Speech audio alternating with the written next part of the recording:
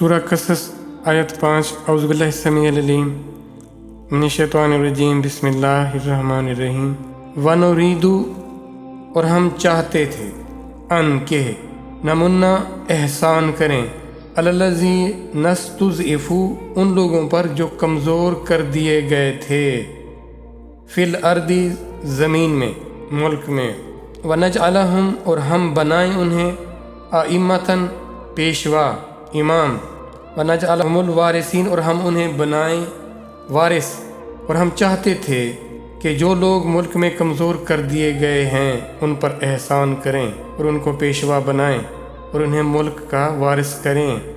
اللہ کی طرف سے خوشخبری ہے ان لوگوں کے لیے جو دنیا میں کسی طرح بھی کمزور یا مجبور یا جن کا استحصال کیا گیا یا کیا جا رہا ہے یا کیا جائے گا۔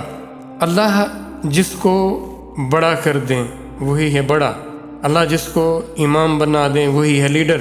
اور یہ کن لوگوں کو جن پر دنیا ستم ڈھائے، دنیا ان کو دبانے کی کوشش کرے، ان کے حق مارنے کی کوشش کرے، تو اللہ کی ذات ان کے ساتھ ہے۔ تو یہ کتنی بڑی بات ہے۔ اگر آپ دیکھتے ہو کہ آپ کا کوئی سننے والا نہیں ہے تو پھر اللہ کی ذات ہے سننے والی۔ اگر آپ دیکھتے ہو کہ آپ کی کوئی مدد کرنے والا نہیں ہے تو پھر یہ کنفرم ہے کہ پھر اللہ آپ کی مدد کرنے والے ہیں۔ تو اس لحاظ سے یہ تو پھر ہر ایک کو چاہنا چاہیے کہ میرا اللہ مجھے اس قدر مجھ پر احسان فرمائے، نظر کرم فرمائے۔ اس دنیا میں اللہ کی ذات اگر ہماری رہنما نہیں ہے، اگر ہم نے اللہ کی ذات کو اپنا رہنما نہیں بنایا تو پھر بربادی ہے۔ دنیا میں مال اسباب اور بڑے بڑے عہدے لے گئے، ان کے ساتھ کیا کیا گیا؟ وہ کہاں گئے؟ اور جو بڑے مجبور لاچار تھے وہ بھی تو چلے گئے نا، دونوں یہاں سے چلے گئے۔ کون اللہ کی مان کے گیا، کون اللہ کی خلاف ورزی کر کے گیا؟ دیکھنا یہ ہوگا۔ تو اگر اللہ کی خلاف ورزی کرنی ہے اور اس کے مقابلے میں آپ کو کچھ ملنے لگا ہے، وہ بربادی ہے اور کچھ بھی نہیں۔ اگر آپ کمزور ہیں، لاچار ہیں، مجبور ہیں تو پھر فکر نہ کریں، اللہ کی ذات آپ کے ساتھ ہے۔ اللہ کی جو پلاننگ ہے نا وہی کمال ہے، وہ بہترین پلانر ہے۔ تو اللہ کی پلاننگ کو تسلیم کریں۔ آپ کو اللہ نے جس حال میں بھی رکھا ہے اس حال میں آپ اللہ کا شکر بجا لاتے رہیں۔ اللہ کو خوب خبر ہے کہ آپ کے ساتھ کیا زیادتی ہوئی، کس نے ظلم کیا، اور اللہ آپ کو اس کا بہت اعلیٰ اس کا بدلہ دیں گے۔ قرآن کو سمجھ کر پڑھیں۔ پھر میں آپ لوگوں سے عرض کر رہا ہوں، قرآن کو سمجھ کر پڑھیں۔ ایک لفظ بھی بغیر سمجھ کے نہ پڑھیں آپ، ایک لفظ بھی۔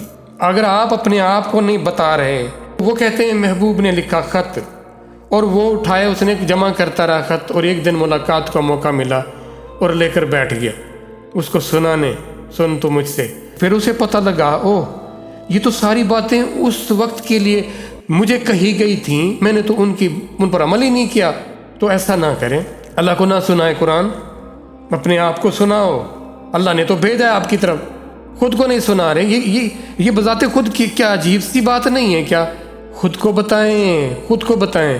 ہاں، اس کے روبرو حاضر ہونے کا نماز کیا ہے؟ ایک احساس ہے، ایک آپ کو اللہ موقع دیتے ہیں، دنیا سے نکال کر آ جاؤ، میرے روبرو کھڑے ہو جاؤ اور ذرا اپنے آپ کو بتاؤ، سمجھاؤ تم کون ہو، کیا کہہ رہے ہو، کیا ایسا ہوتا ہے؟ اگر ایسا نہیں ہوتا تو مہربانی کریں، بہتر رکھیں اپنے عمل کو۔